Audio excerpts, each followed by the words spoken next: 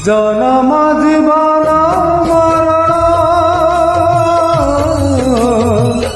অনদি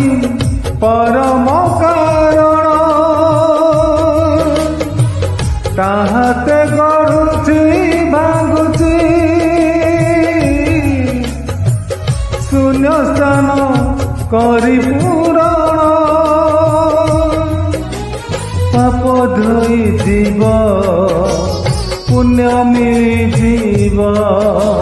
ମରିଗଲା ପରେ ସରଗକୁ ଯିବ ପାପ ଧୋଇ ଯିବ ପୁଣ୍ୟ ମିଳିଯିବ ମରିଗଲା ପରେ